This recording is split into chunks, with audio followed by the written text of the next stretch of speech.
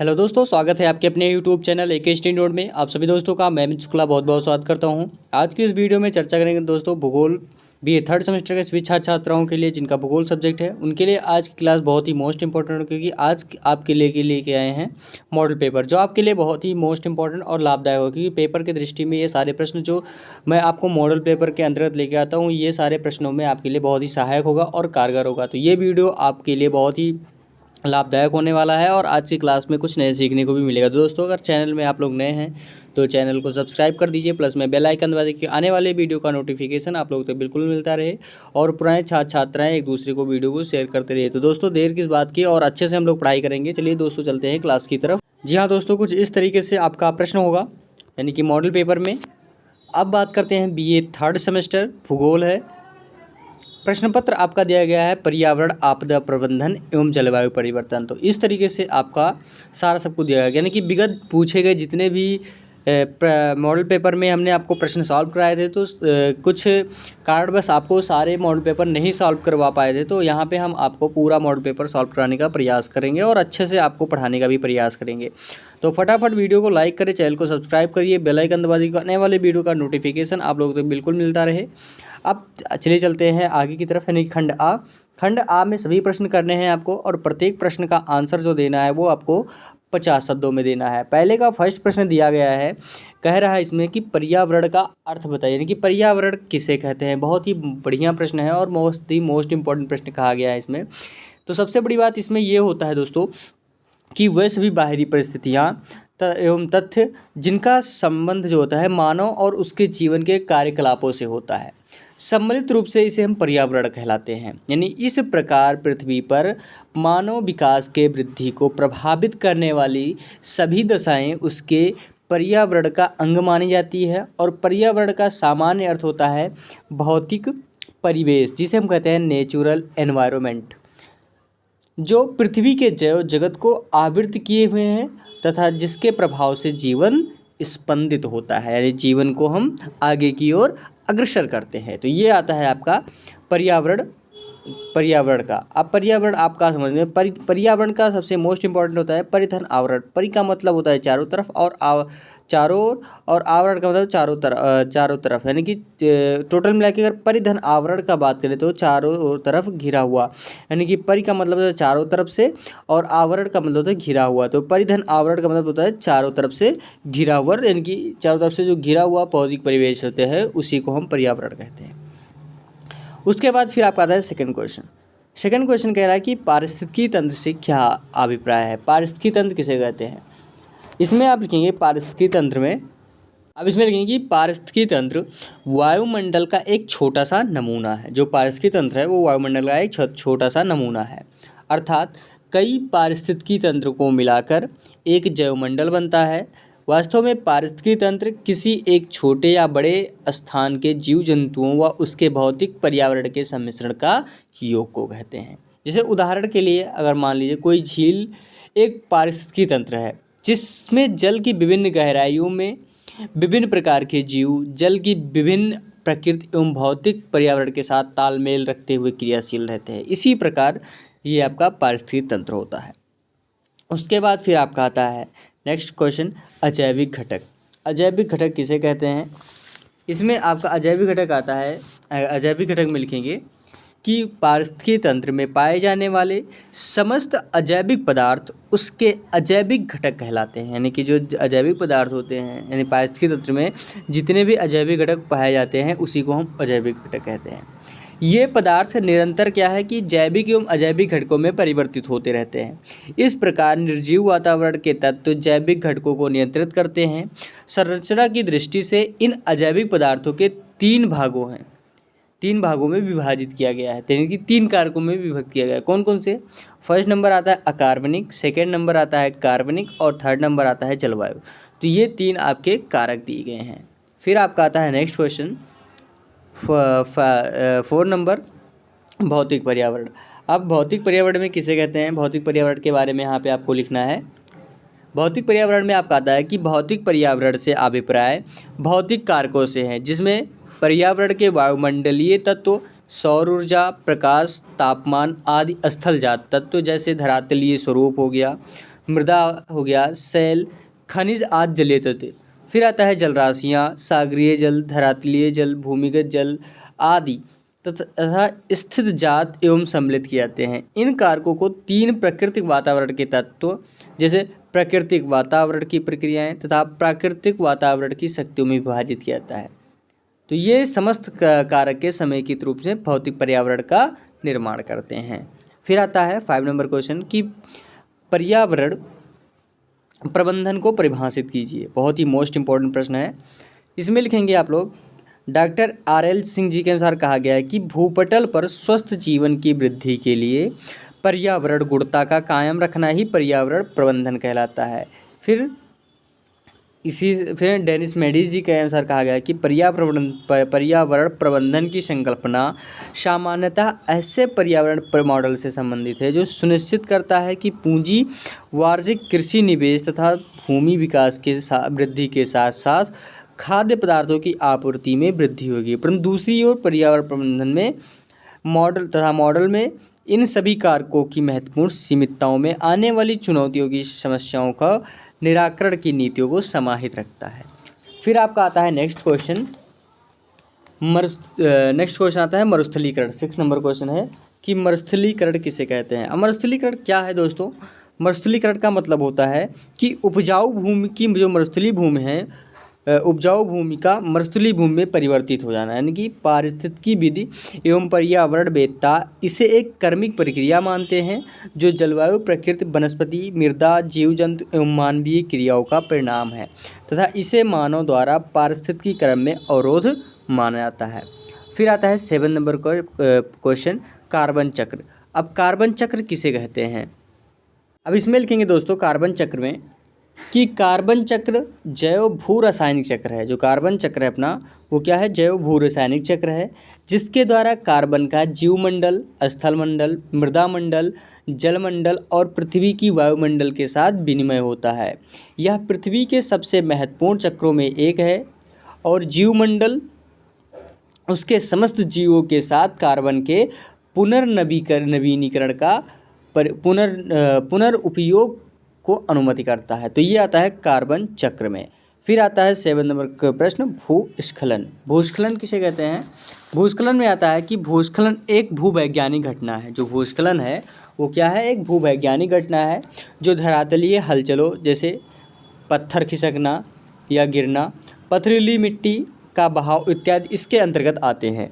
भूस्खलन कई प्रकार के हो सकते हैं और इनमें चट्टान के छोटे छोटे पत्थरों के गिरने से लेकर बहुत अधिक मात्रा में चट्टान के टुकड़े और मिट्टी का बहाव शामिल हो सकता है तथा इसका विस्तार कई किलोमीटर की दूरी तक हो सकता है। मानवगत विधियों जैसे कि पेड़ों और वनस्पतियों के हटने, सड़क के किनारे खड़ी चट्टानों के कटने या पानी के पाइपों में रिसाव या पहाड़ी क्षेत्रों में निर्वनीकरण तथा भारी बारिश से भूस्खलन हो सकता है। तो ये होता है भूस्खलन। उसके बाद फिर आपका आता है नेक्स्ट क्वेश्चन 9th नंबर कि मृदा क्षय। मृदा क्षय के बारे में क्या होता है? मृदा क्षय उसे कहते हैं दोस्तों जो मिट्टी की उत्पादक क्षमता में क्रमिक ह्रास और समापन की मृदा क्षय कहते हैं। जो क्रमिक ह्रास होता है उत्पादन क्षमता में और समापन को हम मृदा क्षय कहते हैं। मिट्टी की क्षमता में इस प्रकार का ह्रास प्राय कई तत्वों का विनष्ट होने से होता है। जब किसी भूमि पर एक विशेष प्रकार की फसल जो कुछ निश्चित तत्वों का शोषण करती है और लगातार उगाई जाती है तो वहाँ की मिट्टी वह विशेष तत्व इनमें तीव्र गति से समाप्त होता है कि ना तो प्राकृतिक ढंग से और ना ही कृत्रिम ढंग से उसकी पुनः पूर्ति हो पाती है। तो ये होता है आपका मृदा क्षय। फिर आपका आता है नेक्स्ट क्वेश्चन, ओजोन क्षरण। ओजोन क्षरण क्या है दोस्तों? ओजोन क्षरण के बारे में आप लोग को यहाँ पे बताएंगे हम। अब ओजोन क्षरण में आप लिखेंगे कि ओजोन क्षरण जिसे हम कहते हैं अवक्षय। क्या कहते हैं? अवक्षय। इसमें आपका आता है कि ओजोन क्षरण का वर्णन 1970 के दशक में आया। पृथ्वी के समताप मंडल, जो पृथ्वी का समताप मंडल जो माना जाता है, पृथ्वी के समताप मंडल में ओजोन की जो कुल मात्रा में प्रति दशक लगभग 4% की कमी आ रही है, जिस कारण पृथ्वी के ध्रुवीय क्षेत्रों पर ऊपर समताप मंडल में ओजोन क्षेत्र की घटना सामने आ रही है। इसका मूल कारण था ब्रोमीन परमाणु क्लोरीन, फ्लोरोक्लोरोकार्बन व फ्रेयान। और ओजोन क्षरण से सूर्य से आने वाले हानिकारक यानी पराबैंगनी किरणें जीवों व वनस्पतियों की हानि पहुंचाती हैं। ओजोन लेयर ही इस हानिकारक किरण को पृथ्वी पर आने से रोकती हैं और इस कारण ओजोन परत का संरक्षण आवश्यक है। तो ये आता है आपका ओजोन क्षरण। तो यानी ओजोन क्षरण से आप लोगों को समझ में आया होगा दोस्तों ये था आपका सेक्शन ए का सारा प्रश्न। और वीडियो अच्छी लग रही हो जरूर लाइक करें, चैनल को सब्सक्राइब करना बिल्कुल ना भूलें और एक दूसरे को वीडियो ज़रूर शेयर करते हैं दोस्तों, क्योंकि आपके बीच में इतना सारा सब कुछ करते हैं तो आपका एक सब्सक्राइब और एक लाइक ज़रूर बनता है दोस्तों, ज़रूर करें। फिर आता है खंड बा। खंड बा में केवल 4 प्रश्न करने हैं और प्रत्येक प्रश्नों का आंसर जो देना है आपको वो 150 शब्दों में देना है। तो बहुत ही मोस्ट इंपॉर्टेंट प्रश्नों के साथ आप लोगों के बीच में आया है, जो कि आपके पेपर में बार बार पूछा जाता है और इसी वजह से आपको यहाँ पे थोड़ा आप तैयार जब पेपर आता है तो तैयारी करने में ज़्यादा टाइम वेस्ट करते हैं। तो वहाँ पे केवल आपको रिवीजन करना है, केवल आपको वीडियो को एक सरसरी निगाह से देखते जाना है और आपको वहाँ पे सारी चीज़ें क्लियर होता है। अभी तैयारी करने में आपको थोड़ा टाइम भी है और लाभ भी मिलेगा। फिर आता है सेकंड क्वेश्चन की पर्यावरण का अर्थ तथा परिभाषाएं दीजिए। बहुत ही मोस्ट इंपॉर्टेंट है। इसमें लिखेंगे आप लोग कि पर्यावरण का अभिप्राय हमारे चारों ओर पाए जाने वाले सामाजिक, सांस्कृतिक एवं प्राकृतिक वातावरण से है, जो प्रत्यक्ष या अप्रत्यक्ष रूप से प्रभावित करता है। सामाजिक वातावरण के अंतर्गत जो हमारे समाज की मान्यताएं, ढांचा इत्यादि आते हैं और सांस्कृतिक वातावरण में नैतिकता जैसे भाषा, धर्म, परंपराएं एवं लोकाचार इत्यादि आती हैं। प्राकृतिक वातावरण के अंतर्गत जैसे वायु, जल, भूमि, वन, तापमान, मौसम एवं भूमि में पाई जाने वाली खनिज संपदाएं आती हैं। और प्राकृतिक इन विभिन्न अवयवों के प्राकृतिक रूप से स्वतः ही एक संतुलन होता है और परंतु इस जिज्ञासु एवं विकासोन्मुख मानव ने वैज्ञानिक एवं प्रौद्योगिक गतियों के कारण इस संतुलन को बिगाड़कर अपने पर्यावरण को स्वयं प्रदूषित कर दिया है और अपने सामने अनेक बीमारियों एवं समस्याओं को खड़ा कर लिया है। तो ये था आपका पर्यावरण के बारे में। फिर आता है पर्यावरण का अर्थ। पर्यावरण शब्द जो है वो 2 शब्दों से मिलकर बना है। पहला तो है परि तथा आवरण यानी ढकना। पर्यावरण से अभिप्राय है वो सब कुछ जो हमें चारों ओर से ढकता है, जी कि हमने हमारे कहने में कि चारों ओर तरफ से घिरा हुआ। पर्यावरण शब्द बहुत ही व्यापक है। इसमें केवल प्राकृतिक संसाधन अपितु सामाजिक, राजनीतिक और आर्थिक एवं वैज्ञानिक परिवेशों का समावेश है। इन शब्द का किसी एक परिभाषा बांधना काफ़ी कठिन है। इसमें दिया गया है कि उन समस्त बाह्य परिस्थितियों का योग पर्यावरण कहलाता है जो एक जीव के जीवन तथा विकास को प्रभावित करती है। फिर आता है सेकंड नंबर इसमें कि पर्यावरण में वायु, जल, भूमि, पेड़ पौधे एवं जीव जंतु, मानव व प्रकृति संसाधन व उनके पारस्परिक संबंध से सम्मिलित है। फिर आता है पर्यावरण संरचना। फिर आता है क्या आपका पर्यावरण संरचना। इसमें लिखेंगे पर्यावरण संरचना में फर्स्ट नंबर इसके 2 वर्ग में विभाजित किया गया है। पहला तो अजैविक और दूसरा आता है जैविक।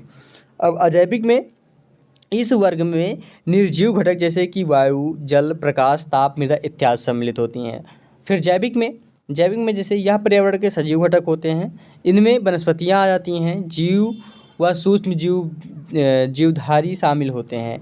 पर्यावरण शिक्षा के अर्थ को अधिक स्पष्ट करने के लिए निम्न परिभाषाएं दी जाती हैं जो हमने आपको बताया। अब इसमें आपका आ जाएगा दोस्तों कि संयुक्त राज्य अमेरिका का पर्यावरण शिक्षा अधिनियम जो 1970 के अंतर्गत था। इसमें लिखना होगा आपको कि पर्यावरणीय शिक्षा का अर्थ है वह शैक्षिक प्रक्रिया जो मानव के प्राकृतिक तथा मानव निर्मित वातावरण से संबंधित है, जिसमें जनसंख्या, प्रदूषण, संसाधनों का विनियोजन एवं निशेषण, संरक्षण, यातायात प्रौद्योगिकी तथा संपूर्ण मानवीय पर्यावरण और शहरी तथा ग्रामीण नियोजन का भी निहित होते हैं। फिर आपका आता है नेक्स्ट क्वेश्चन दोस्तों थर्ड नंबर में दिया गया है कि पर्यावरणीय शिक्षा के महत्व को स्पष्ट कीजिए। बहुत ही मोस्ट इम्पोर्टेंट प्रश्न है, यानी कि पर्यावरण शिक्षा जो है। अब इसमें लिखेंगे पर्यावरण शिक्षा के बारे में। किसी भी स्थान पर दी जाने वाली पर्यावरण शिक्षा का मुख्य आधार वहाँ की भौगोलिक परिस्थितियाँ होती हैं। पर्यावरण को आधार बनाकर दी जाने वाली शिक्षा में बच्चों को गांव के आसपास प्राप्त होने वाली वस्तुओं का अवलोकन, संग्रहण एवं वर्गीकरण करने के लिए प्रोत्साहित किया जाता है। पर्यावरण शिक्षा की योजना इस प्रकार बनाई जानी चाहिए कि उसे विद्यार्थियों की ज्ञानेंद्रियों से सहजता से स्वीकार कर सके। साथ ही प्रकृति में भ्रमण एवं खेल कूद के माध्यम से यह शिक्षा उन तक पहुंचाई जा सकती है। संयुक्त राष्ट्र पर्यावरण कार्यक्रम की सिफारिश के अनुसार अध्यापकों को विशिष्ट प्रशिक्षण देना, जिसमें वे भविष्य के कार्यक्रम एवं पाठ्यक्रम योजना का निर्माण कर सके। इसके लिए आपको सर्वपक्षीय समन्वयकारी प्रयासों होना जरूरी है। अब पर्यावरण शिक्षा की आवश्यकता आज इसलिए और बढ़ गई कि प्राथमिक स्तर के विद्यार्थियों को पृथ्वी, आकाश, सूर्य, चंद्रमा, तारे एवं रात दिन, मौसम, वायुमंडल, शुद्ध एवं अशुद्ध वायु, जल, उसके प्रकार, स्रोत, उपयोग एवं शुद्ध एवं दूषित जल, मिट्टी के प्रकार एवं उपयोग, स्थानीय पेड़ पौधे के बारे में ज्ञान, उनका जीवन चक्र, पेड़ लगाने की विधियाँ, स्थानीय पशु पक्षी एवं उनकी उपयोगिता, हमारे शरीर, उसके विभिन्न अंग, भोजन, उसका महत्व एवं जन स्वास्थ्य, हमारा घर, उसके विभिन्न भाग, सफाई एवं रखरखाव हो, खेती, यातायात, व्यापार, कल्चर, संस्थाएं, त्यौहार एवं सांस्कृतिक तथा अपने देश एवं भौगोलिक की स्थिति आज सम्यक ज्ञान नहीं और इन पर्यावरण तत्वों का ज्ञान विद्यार्थियों को हो जाए तो वे पर्यावरण के प्रति प्रारंभ से ही सचेत हो जाएंगे एवं अपने दायित्व को समझ लेंगे, जिसमें भविष्य में पर्यावरण हानि की संभावना कम हो जाएगी। पर्यावरण शिक्षा का कार्य मात्र कक्षाओं तक ही सीमित नहीं बल्कि मुक्त शिक्षा पद्धति से ग्रामीण एवं नगरीय लोगों को पर्यावरण शिक्षा दी जा रही है। संयुक्त राष्ट्र संघ के शैक्षिक, सामाजिक एवं प्राकृतिक संगठन एवं संयुक्त राष्ट्र संघ विकास कार्यक्रम द्वारा सन 1975 ईस्वी में पर्यावरण शिक्षक नामक कार्यक्रम शुरू किया, जिसका मुख्य उद्देश्य पर्यावरण शिक्षण का सहायता देना, उनका विकास एवं प्रचार प्रसार करना था। इसके द्वारा इंजीनियर, नगर नियोजक, शिक्षक, डॉक्टर, उद्योगपति, बुद्धिजीवी एवं राजनीतिक की समाकलित कार्यक्रम उपलब्ध कराए गए। तो इस तरीके से आपका था ये सेकंड नंबर पर्यावरण शिक्षा का महत्व के बारे में। फिर आपका आता है नेक्स्ट क्वेश्चन दोस्तों, थर्ड नंबर है कि हरित गृह प्रभाव को स्पष्ट कीजिए। अब सबसे बड़ी बात तो है ग्रीन हाउस प्रभाव। इसमें आता है हरित गृह प्रभाव में ग्रीन हाउस प्रभाव। ग्रीन हाउस का आशय है हरित घर। क्या कहते हैं इसे? हरित घर।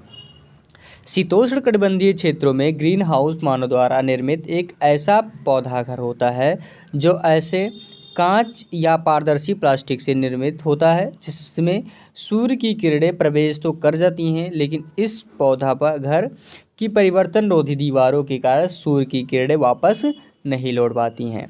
परिणाम स्वरूप पौधा घर या हरित घर का तापमान बाह्य वातावरण के तापमान से अधिक हो जाता है। ठंडे प्रदेशों में स्थित हरित घरों में अधिक तापमान में उगाई जाने वाली फसलों व सब्जियों को सफलतापूर्वक उत्पादन किया जाता है। वर्तमान में बढ़ते हुए प्रदूषण से वायुमंडल में ऊष्मा अवरोधी गैसें जैसे कार्बन डाइऑक्साइड, फ्लोरोक्लोरोकार्बन, नाइट्रस ऑक्साइड तथा मीथेन की मात्रा से तेज़ी से वृद्धि होती जा रही हैं, जिसमें पृथ्वी भी एक हरित घर यानी ग्रीन हाउस के रूप में कार्य करने लगे हैं। उक्त गैस में जिनमें कार्बन डाइऑक्साइड प्रमुख है, पृथ्वी पर आने वाले सूर्य के विकिरण के लिए पारदर्शी होती हैं, लेकिन भूसतह से परावर्तित होने वाली सूर्य की किरणें कुछ मात्रा को अपने अंदर सोख लेती हैं, जिससे वायुमंडल का निचली परत समान ताप एवं परिवर्तन अंतरिक्ष में नहीं हो पाता है। फिर आता है ग्रीन हाउस प्रभाव के कारण। इसके मुख्य रूप से कई कारण माने गए हैं। फर्स्ट नंबर में आता है इसमें आपका कि वर्तमान समय में उद्योग एवं घरों में प्रतिवर्ष लगभग 50 अरब मीटर टन जीवाश्म ईंधन जैसे आपका पेट्रोलियम, कोयला आदि जलाए जा रहे हैं, जिसमें वायुमंडल प्रतिवर्ष 2000 मीटर टन कार्बन डाइऑक्साइड गैसें छोड़ दी जाती हैं। इस उत्सर्जित कार्बन डाइऑक्साइड का लगभग 50% भाग वनस्पति एवं सागरीय भागों द्वारा अवशोषित कर लिया जाता है। इस तरीके से आपका वृद्धि होती जा रही है।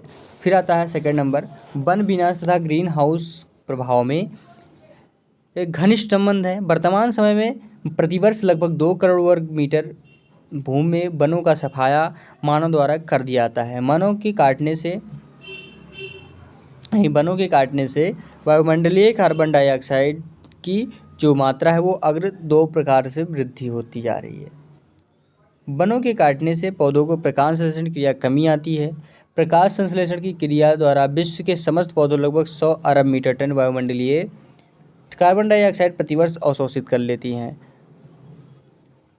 और क्लोरोफ्लोरोकार्बन गैस उत्सर्जित जहां रेफ्रिजरेटरों, प्रशीतन कारकों, फोम, प्लास्टिक तथा एरोसोल कंटेनरों के निर्माण से बढ़ रहा है। वहीं मीथेन गैस का उत्सर्जन प्रमुख रूप से जीवाश्म ईंधन के जलाने से होता रहा है। वैज्ञानिकों का मानना है कि सन 2030 तक पृथ्वी पर ग्रीन हाउस प्रभाव उत्पन्न करने वाली जो गैसों में से मीथेन का महत्व भी कार्बन डाइऑक्साइड के समकक्ष हो जाएगा। तो ये था आपका हरित प्रभाव के बारे में। उसके बाद फिर आता है नेक्स्ट क्वेश्चन, सूखा पर टिप्पणी लिखिए। बहुत ही मोस्ट इंपॉर्टेंट प्रश्न है, सूखा पर टिप्पणी लिखिए। अब आपका आता है सूखा। अब सूखा में आप लोग लिखेंगे दोस्तों इसमें कि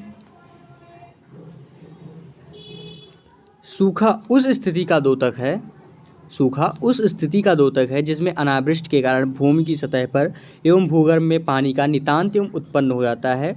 मौसम विज्ञान के अनुसार सूखा वह स्थिति है जब वर्षा सामान्य की 75% होकर भयंकर सूखा हुआ स्थिति है। जब वर्षा सामान्य का 50% से कम हो तो भारत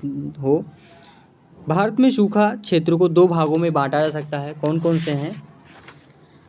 फर्स्ट नंबर में आता है कि वे क्षेत्र जहां वर्षा सामान्य 25% तक परिवर्तन होता है, जैसे गुजरात, राजस्थान, पंजाब के समीपवर्ती भाग, हरियाणा, पश्चिमी उत्तर प्रदेश एवं पश्चिमी मध्य प्रदेश। सेकंड नंबर आता है कि मध्य महाराष्ट्र, आंतरिक कर्नाटक, दक्षिणी तेलंगाना एवं तमिलनाडु के कुछ भाग। फिर थर्ड नंबर आता है इसमें आपका उत्तरी पश्चिमी बिहार का कुछ भाग तथा पूर्वी उत्तर प्रदेश के कुछ भाग। फिर आता है फोर्थ नंबर, जैसे पश्चिम बंगाल में लगे बिहार के कुछ भाग। फिर आता है सेकंड नंबर, वे क्षेत्र जो संभवतः लंबे समय से अकालग्रस्त रहते हैं, जहां सामान्य वर्षा है 25% से भी अधिक अंतर पाया जाता है, जिसके अंतर्गत पश्चिमी राजस्थान तथा कच्छ सम्मिलित होते हैं। सूखे सर्वाधिक प्रभाव क्षेत्र जैसे राजस्थान में इसके निम्नलिखित कारण हैं। फर्स्ट नंबर आता है इसमें आपका कि वर्षा का अनिश्चित, अपर्याप्त एवं असमान होना। सेकंड नंबर आता है आपका वनों की कमी। थर्ड नंबर मरुस्थल का विस्तार। फोर्थ नंबर फिर आता है प्राकृतिक जल स्रोतों का पर्याप्त विदोहन का अभाव। फाइव नंबर आता है कि वृक्षारोपण की उदासीनता। सूखा पड़ने से चारों ओर महंगाई साम्राज्य व्याप्त हो जाता है, क्योंकि खाद्यान्न या अन्य फसलें पैदा नहीं होते हैं। जानवरों के लिए चारा तथा मानव के लिए पानी का अभाव हो जाता है। भारत में सूखे की समस्या से मुक्ति पाने के लिए अनेक प्रयास किए गए हैं। जो सूखाग्रस्त क्षेत्र में व्यापक स्तर पर सूखा राहत कार्य केंद्र खोले गए हैं, वृक्षारोपण का बढ़ावा दिया रहा है और सिंचाई की व्यवस्था की जा रही है ताकि सूखा का प्रभाव कम हो सके। राजस्थान में इंदिरा गांधी नगर इस दिशा में महत्वपूर्ण एवं प्रभावी कदम है। तो ये था सूखा के बारे में, सूखा पर ये सारी चीज़ें थी। अब आपका आता है नेक्स्ट प्रश्न 6 नंबर की बाढ़ पर संक्षिप्त टिप्पणी लिखिए। अब उसके बाद फिर आता है बाढ़ के बारे में आप जानते ही हैं कि किस तरीके से बाढ़ का सामान्य अर्थ होता है किसी भूभाग पर लगातार कई दिनों तक जलमग्न रहे, सामान्य से अधिक वर्षा या जल प्राप्ति का होना बाढ़ या अतिवृष्टि कहलाता है। बाढ़ नदी की एक ऐसी उच्च अवस्था है जिसमें नदी सामान्यतः अपने विशिष्ट पहुँच वाले प्राकृतिक बांधों को तोड़कर बहने लगती हैं। तो इसी को हम बाढ़ कहते हैं। अब आता है बाढ़ के लिए उत्तरदायी कारक। बाढ़ों की उत्पत्ति प्राकृतिक एवं मानवीय दोनों ही कारणों से होती है। सामान्यतः बाढ़ उत्पादन के लिए निम्न कारक उत्तरदायी होते हैं। कौन कौन से? जैसे फर्स्ट नंबर आता है आपका कि जल ग्रहण क्षेत्रों में वन विनाश से वर्षा जल तेज गति से बहता है, वह भूमि का अधिक कटाव करता है। बढ़ते गाद एवं मलबे से नदी का पाट भर जाता है तथा सतह ऊपरी उठ जाती है। ऐसी स्थिति में सामान्य वर्षा होने पर भी नदी जलबाढ़ का रूप ले लेती हैं। सेकंड नंबर आता है वर्षा काल में बांधों की क्षमता से अधिक जल आने पर उन्हें टूटने से बचाने के लिए कई दरवाजे खोल दिए जाते हैं, जिससे निचले क्षेत्रों में अचानक बाढ़ आ जाती है और अधिक भूक्षण वाले मलबे के जमाव से अधिकांश बांधों की भराव क्षमता दिनों दिन घटती जा रही है। थर्ड नंबर आता है कि समुद्री तूफानों व चक्रवातों से उत्पन्न बाढ़ तटवर्ती भागों में व्यापक विनाश करती है। इन तटीय भागों में 25 से 30 किलोमीटर भीतर तक भूभाग जलमग्न हो जाता है। फिर आता है फोर्थ नंबर कि पर्वतीय भागों में वनों की कटाई, सड़क निर्माण व अनियंत्रित खनन से पहाड़ों की भूमि अस्थिर हो जाती है तथा वर्षा के समय जलबहाव के नीचे खिसकने लगती हैं।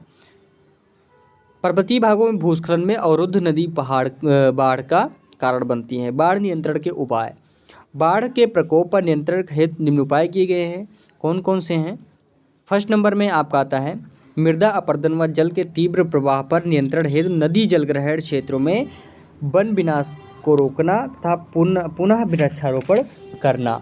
सेकंड नंबर वेगवती नदियों के मार्ग उपयुक्त स्थलों पर बांधों का निर्माण करने के साथ ही पहले से बने हुए बांधों व तालाबों का उचित रखरखाव करना। थर्ड नंबर कि नदियों के पार्श्ववर्ती भागों में जल के फैलाव को रोकने के लिए तटबंध बनाना। फोर्थ नंबर बस्ती, सड़क व रेल मार्ग के निर्माण के समय प्राकृतिक जल प्रवाह मार्गों के अवरुद्ध न होने का ध्यान में रखना। तो ये हो गया आपका बाढ़ पर संक्षिप्त टिप्पणी लिखिए, यानी कि बाढ़ के बारे में। तो इस तरीके से आपका था सेक्शन बी के सारे प्रश्न। अब आता है खंड सा। खंड सा में केवल आपको 2 प्रश्न करने हैं और प्रत्येक प्रश्न का आंसर आपको 4 शब्दों में देना है। बहुत ही मोस्ट इंपॉर्टेंट प्रश्न है। अब ये आपका जो निर्धारित दिया है टाइम, आपका जो 2 घंटे दिए गए हैं, उसके अनुसार ये आपका मॉडल पेपर बनाया गया है। यानी कि अब की बार से अगर आप जो पेपर देंगे, पहले आप 3 घंटे का पेपर देते थे, लेकिन अब कुछ इस तरीके से नहीं, अब 2 घंटे का पेपर होगा और आपको इसी तरीके से सारे प्रश्न पूछे जाएंगे। अब आता है यहाँ पे आपका आता है 7 नंबर प्रश्न की वायु प्रदूषण के कारण एवं परिणामों की विवेचना कीजिए। 8 नंबर प्रश्न है कि संविकास के विभिन्न सिद्धांतों को स्पष्ट कीजिए। और फिर 9th नंबर प्रश्न दिया है कि रासायनिक आपदा पर संक्षिप्त टिप्पणी लिखिए।